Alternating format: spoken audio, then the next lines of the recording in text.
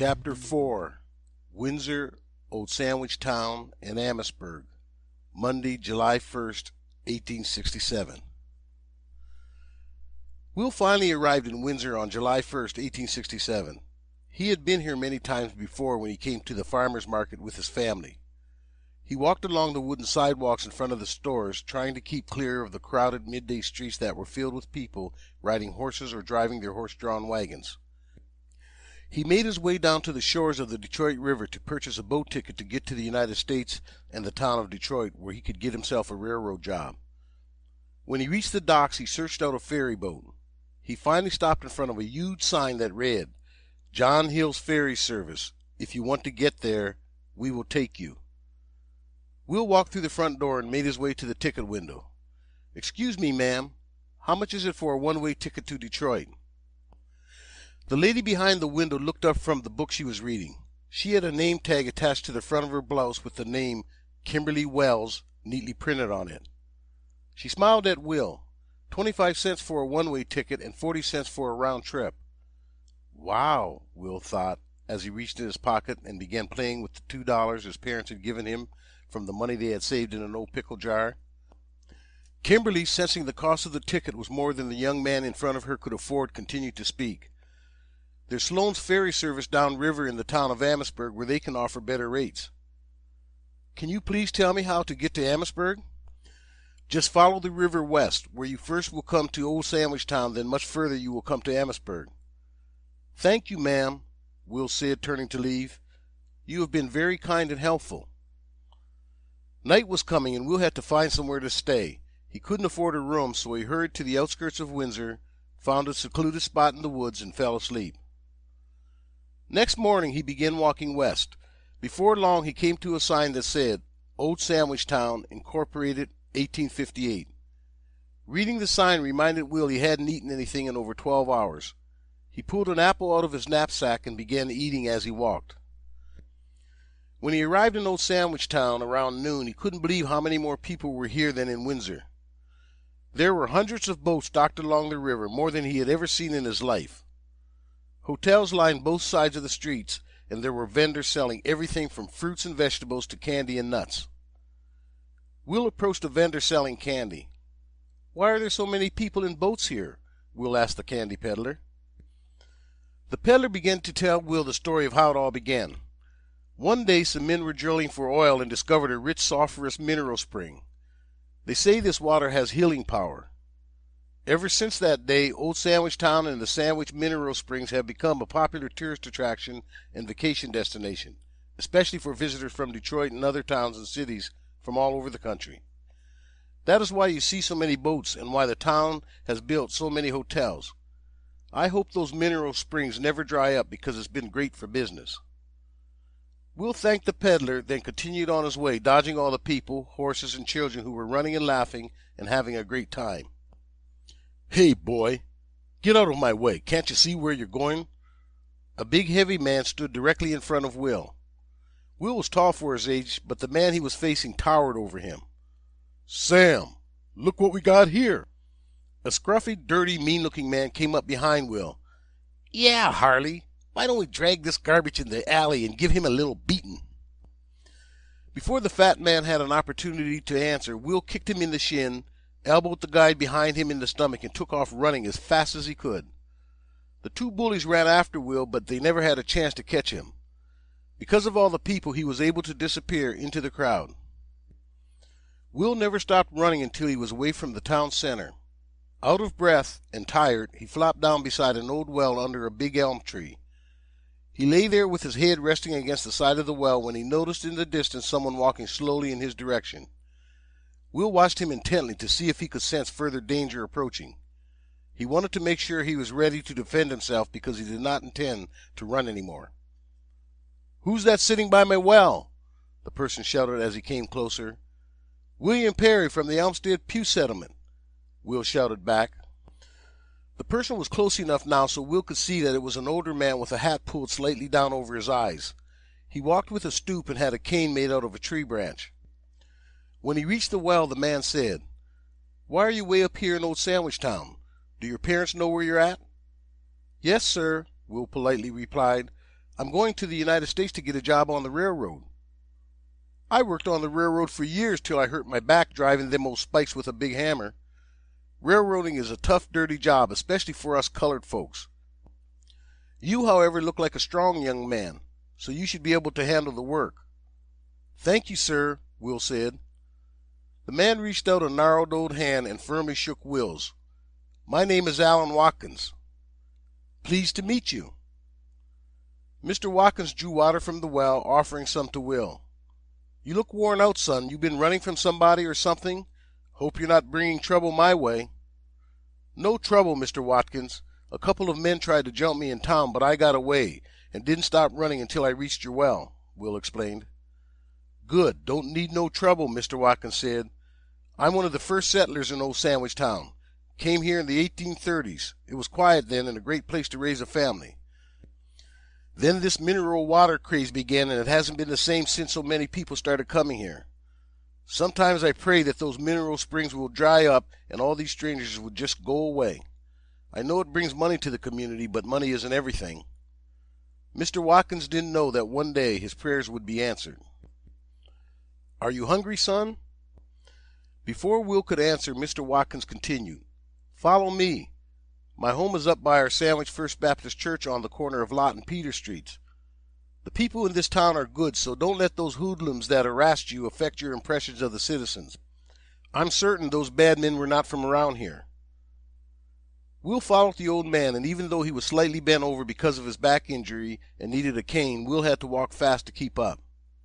About a block from Mr. Watkins' well, the pair came to a cute little house with siding that had been painted white and surrounded by a white picket fence. When they stepped inside the home, he called out, Carolyn, Carolyn, we got company. The house wasn't very large, but it did have another room off to the right. The door opened and a beautiful white lady stepped out. Who is this you have with you? The lady asked. William Perry, who is going to be a railroad man just like me, Mr. Watkins answered. I hope you know what you're doing, Will. You see what railroading did to my husband Alan. All he got was a bad back, and now he's home all the time, getting in my way, Carolyn said, but it was obvious by the look on her face that she was glad to have her husband home. We hope you stay for dinner, and since it's getting dark now, plan on spending the night. I must warn you, though, Alan is going to keep you up talking your ear off and telling you stories about when he worked on the railroad. Will didn't mind that at all because any information about the railroad would be great. During the evening, he also learned that Carolyn wasn't a white lady after all, but the daughter of a slave and her master. Mr. Watkins told him the history of the Sandwich First Baptist Church and how 11 freedom seekers from the southern United States formed the congregation of the church in 1840. They called themselves the Closed Communion of Baptists. It was one of the founding churches of the Amherstburg Regular Missionary Baptist Association in 1841, along with the First Baptist Church in Detroit. This organization fought to end slavery in the United States and assisted in the formation of refugee congregations in Canada. Until they built a small log cabin, the Sandwich Church members worshiped in homes and outdoors. The church was made from hewed lumber by hand and bricks made from the Detroit River clay, where they were fired in a homemade kiln or furnace. The church was dedicated on August 1, 1851, the 17th anniversary of the passage of the Emancipation Act, which ended enslavement throughout the British Empire on August 1, 1834. Alan continued talking late into the night, with Will asking lots and lots of questions about railroading. The next morning, Carolyn packed Will a nice lunch for his travels ahead.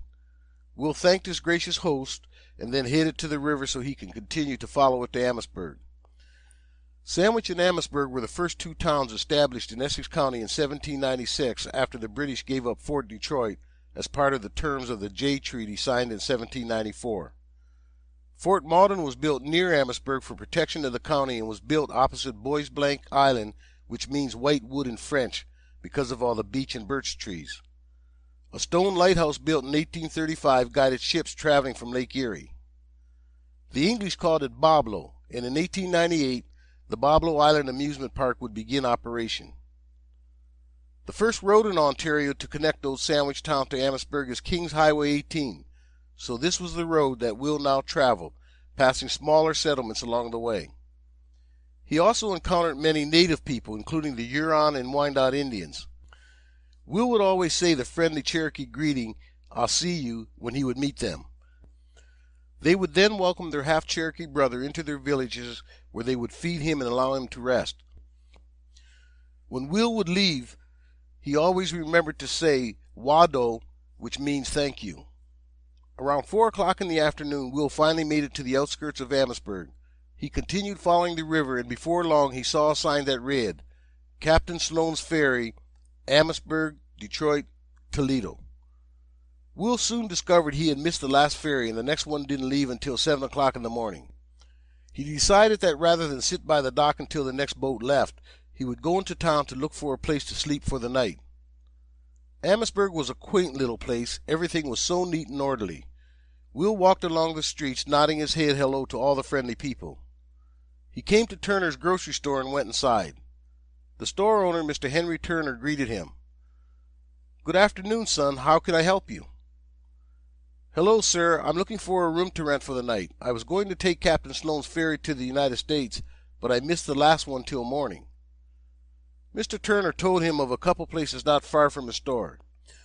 There was William Hamilton's Inn, but Mr. Turner suggested he go to Mrs. Evelyn Hurst's boarding house. He had heard her prices were very reasonable, and it had a reputation of being one of the cleanest places in town. Mrs. Hurst's place was on King Street, about 2 blocks from Mr. Turner's store. The room Will rented cost 50 cents, and that included breakfast the next morning. Mrs. Hurst was a kind lady, and she reminded Will a lot of his Aunt Lynetta back home. It was still early evening, so Will left his few belongings in his room and decided to walk around and explore the town. He was surprised at the number of black people that lived in Amherstburg. He learned that the Fugitive Slave Law of 1850 and Abraham Lincoln's Emancipation Proclamation dramatically increased their numbers. Many of them worked as sailors and cooks on the boats that sailed up and down the lakes. Others owned their own businesses, like Mr. Henry Turner, the grocer, and Mr. Levi Foster, who owned a successful livery stable and ran a stagecoach between Amherstburg and Windsor. On the way back to his room, Will discovered just down the street from the boarding house was the Nazarene African Methodist Episcopal Church, where the most beautiful singing voice he had ever heard drifted out the open doors. The sound drew him to the entrance, and he quietly stepped inside. Standing next to the pulpit in front of the choir stood what looked like to Will to be an angel in a white dress. She was looking skyward and singing with a feeling you could see and hear came from deep within her soul. Without taking his eyes off of her, he slid into one of the empty pews at the back. He could not believe the purity in the singing and the sweetness in her voice. Plus, she was one of the prettiest girls he had ever seen. When the music stopped, the minister came to the pulpit. "We would like to thank Mary Jane and the choir for that wonderful song. While she was singing, I noticed a young man that is staying at Mrs. Hurst's boarding house come in. Please stand up," the minister said to Will. Will was caught by surprise. He didn't think and also had hoped no one noticed him. Everyone turned in their pews as Will slowly stood up. "What's your name, young man?" the minister asked. "William Perry." "Welcome to our church, Mr. William Perry. I'm Bishop Willis Nasry. Mrs. Hurst told me she had a fine young man staying at her home." Will noticed Mrs. Evelyn Hurst sitting in the front pew, smiling back at him. Will smiled. Bishop Nasry continued speaking. "Please come up to the front so you can enjoy some more of Mary Jane and the rest of the choir singing." Will somewhat reluctantly moved to the front. He didn't like being the center of attention, but he was not going to pass up this opportunity to be closer to Mary Jane. For the next 2 hours he sat and enjoyed the music, the sermon, and looking at Mary Jane. When the service concluded, Bishop Nasry had all the members come up and greet their guest. Will couldn't remember everyone's names, but he did remember Mary Jane McCurdy and her parents, Nasa and Permelia. Will was shocked and ecstatic when Mary Jane asked her parents if he could come to supper the next evening. When they said yes, he quickly accepted, forgetting to mention that he was leaving early the next morning to go to the United States and get a railroad job. That night Will couldn't sleep. He tossed and turned thinking about Mary Jane and how he failed to tell her he couldn't come to dinner. When morning finally came, he knew the proper thing to do was go to the McCurdy home and tell them he had to leave. After washing and getting dressed, he headed to the McCurdys, preparing his explanation for leaving Amherstburg while he walked. It was early when he arrived, but before he could knock on the door, it swung open and Will stood face to face with Mary Jane. "Good morning, William Perry," she said. I'm so glad you came. I was just about to come over to Mrs. Hurst's boarding house to see if you would like to go for a morning walk with me along the river." Will looked at the beautiful young girl in front of him and seemingly forgot the reason he had come there. "Sure, I would love to go for a walk with you," Will quickly answered. He figured he could catch a later ferry since he wasn't on any real schedule to continue his quest for a railroad job. "Wait here," Mary Jane said. "I'll go grab my sweater." Will sat on the stoop of the porch waiting for his new friend and smiling to himself about the luck he was having. A few minutes later she came out the door carrying a picnic basket and skipped down the steps to where he was sitting. She grabbed his hand and off the two went. Mary Jane was a talker, and she began telling Will all about her family and her life. She was 14 years old, the same age as Will, and her father Nasa and mother Pamelia came to Canada as free blacks in the 1830s. Her father was born in Pennsylvania in 1814, and her mother, whose maiden name was Bailey, was from Uniontown in Pennsylvania. Mary Jane wanted to be a doctor just like Sophie Clare, Will's classmate from the Elmstead Pew Settlement School. Nasa had told her that in order to be a doctor she had to work extra hard, but whatever it took, she was prepared to do it. Will was very impressed with her determination, and he was sure she would accomplish whatever she attempted. They walked along the river, continuing to talk about their families until they reached a nice secluded place surrounded by trees. Mary Jane put the picnic basket down, and together they spread a blanket for them to sit on. "Is it true you are getting a job on the railroad?" Mary Jane asked. "Yes," Will said, "although I'm thinking about looking for a job here in Amherstburg and staying around for a while." Will never mentioned this was a change from his original plan and that Mary Jane had a lot to do with it. "I'm thinking about going to Levi Foster's livery stable to look for work," Will said. "I will ask my father to talk to Mr. Foster. They're friends, and my father has done business with him," Mary Jane replied. It was obvious she wanted Will to stay around as much as he did. "Thanks," Will said, "but I will talk to Mr. Foster tomorrow. Perhaps I may not need your dad's help. Mrs. Hurst at the boarding house said she had heard Mr. Foster was looking for someone to help him in the livery stable." Mary Jane agreed with Will. She knew with his personality he would have no problem. She then reached in her picnic basket and began putting out their lunch. She was happy Will was staying in Amherstburg because he was such a good listener. Will was happy too because Mary Jane was an interesting person with a lot of knowledge about many different things. On the way home, Mary Jane came up with a great idea. "Let's stop at Mr. Foster's. Since we go right by there, you could ask him now for a job." When they arrived at the livery stable, Mr. Foster was in the back, harnessing two of his beautiful matching golden horses named Arabian and High Barbaree to the stagecoach for a trip to Windsor. "Hello, Mr. Foster," Mary Jane said. "Well, hello, Miss Mary Jane McCurdy. What brings you here, and who is this tall young man with you?" Mr. Foster asked. Mr. Levi Foster was one of the most respected businessmen in Amherstburg. His stagecoach service not only carried people back and forth to Windsor, but sometimes mail and other packages as well. He wasn't very tall, but he was powerfully built from all his years working with horses. Some people say he lived with the Indians at one time and was made an honorary member of their tribes. "This is William Perry," Mary Jane answered. "He's getting a job with the railroad in the United States, but for now he's going to stay in Amherstburg if he can find a job." Levi could tell that Mary Jane wanted Will to stay, so he knew what she was about to ask, but before she had the chance, he said, "You know I've needed someone to help around the stables, but I'm sure Will wouldn't want to do that job." "Yes, sir, I would," Will spoke up quickly. "I grew up on a farm and had to take care of my father's and Uncle Jim's horses." "Looks like you're hired, Will. Come by tomorrow morning at 7, and we'll put you to work. Mary Jane, tell your father and mother I said hello. Have to go now. See you in the morning, Will," Levi said as he finished putting the harness on his horses. The two left, and you could see they were both excited by how easy it was for Will to get hired. Next morning, Will was at the livery stable an hour early. Levi was impressed by his enthusiasm and even more impressed with how well he seemed to work with the horses. Will enjoyed the time he was spending in Amherstburg. He and Mr. Foster got along great, and Will loved Levi's stories about his experiences living with the Indians. Will told him about his Cherokee heritage and the stories his Adudu White Cloud would tell him about their history. The Cherokee sometimes call themselves Anakatuwagay, which means the people of Keetoowah. Keetoowah was the name of the ancient city located near Bryson City, North Carolina, which was the center of the Cherokee Nation. The first contact with Europeans is believed to be when Hernando de Soto's Spanish expedition arrived in 1540. The Cherokee welcomed the Spaniards and provided them with food, like corn, wild turkey, and small game. They used European governments as their nation's model to write and pass their own constitution in 1827. In Will's opinion, two moments in Cherokee history he was most proud of were when a man named Sequoyah invented a Cherokee alphabet in 1821, and when the Cherokee Phoenix, a national newspaper, was founded in 1828. Unfortunately, throughout the years, the Cherokee were forced off their lands, and most of the treaties signed were never fully honored. In 1835, the Treaty of New Dakota was signed by a small faction of the Cherokee Nation. They exchanged the tribe's land in the east for western lands, annual money payments, and the promise of self-government.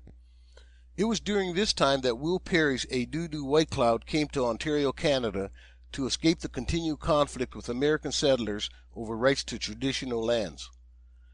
Finally, in 1838, the Cherokee Nation was forced to relocate to the western United States, which resulted in estimated deaths of 4,000 of the 15,000 affected.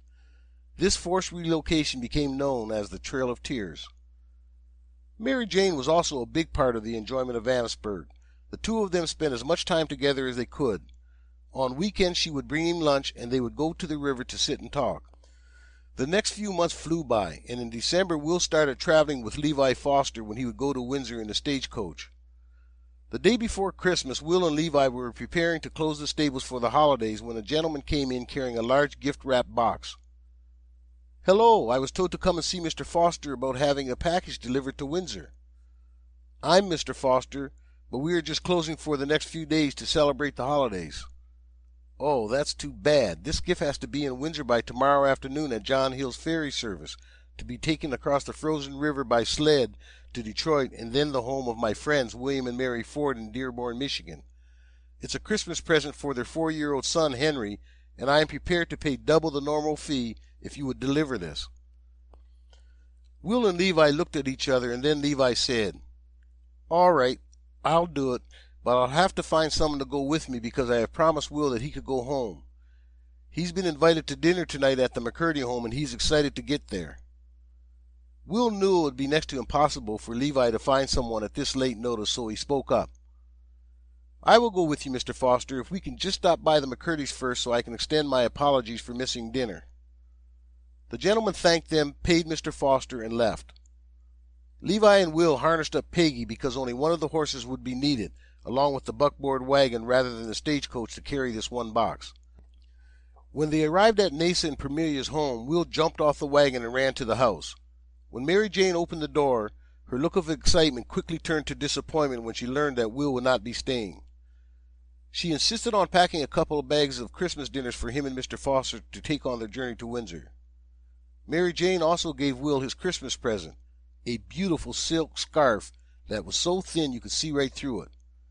She held it up in front of Will's face, kissed him through the scarf, then tied it around his neck. Will laughed, hugged Mary Jane, then ran back and jumped on the wagon and showed Levi his new gift. The two waved goodbye, and with the horse Peggy, they headed for Windsor. It was a beautiful night. Snow was gently falling, and the two men were laughing and talking as they rode. They had blankets wrapped around their legs to keep them warm, and Will played constantly with the scarf around his neck. About an hour into the trip, the intensity of the snow began to increase, and it started turning into sleet. The wind began blowing and howling, and they could hardly see more than 10 feet ahead. The conversation between the two stopped, as Levi had to direct all his attention to keeping Peggy on the road. The woods on each side helped somewhat in being able to tell the general location of where the road should be. Suddenly the wind blew down a rotting tree on their left, startling Peggy, causing her to start running to the right and off the road. Levi pulled with all his might. "Whoa, girl, whoa!" But it was too late. The back wheels of the wagon went up the side of the snowbank, and the wagon tipped over, breaking the wagon shafts. The weight of the broken wagon forced Peggy to stop in her tracks, and the impact caused Will to be thrown face first into the snowbank. Will stumbled to his feet, spitting out snow as he made his way around the other side of the overturned wagon, where he found that Levi had been trapped when it tipped over. "Levi, Levi, are you okay?" Will shouted over the wind. "Yes," he answered weakly as Will moved closer so he could hear. My dang leg got caught under the wagon and I wasn't able to jump out of the way fast enough. Not as young and quick as I used to be. Hold on, I'm going to get the wagon off of you. When I lift, try and crawl out. Wait until I signal you to go, Will instructed. Will bent down and got a good grip on the edge of the wagon.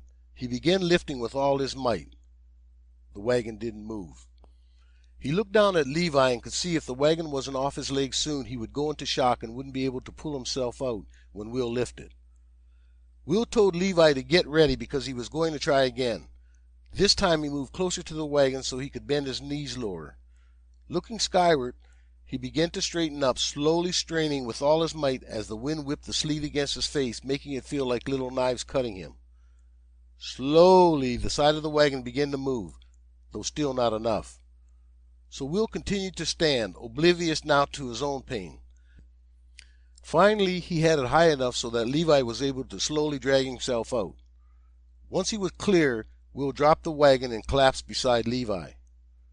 Both men lay there exhausted from the ordeal they had just endured, but Will knew he couldn't stop now. He had to release Peggy from her harness and find shelter for the three of them from this terrible weather. Levi had now passed out from the pain, which was good, because it allowed Will to start doing what he had to do. First he grabbed the 2 blankets from the overturned wagon, covered Levi, and then he took care of Peggy. Will had to call on all the knowledge his Adudu White Cloud had taught him in the Indian ways of survival. The conditions were making it difficult for him to see, so he took the scarf Mary Jane had given him from around his neck and tied it around his eyes. It was thin enough to see through, yet gave some protection from the driving sleet and snow.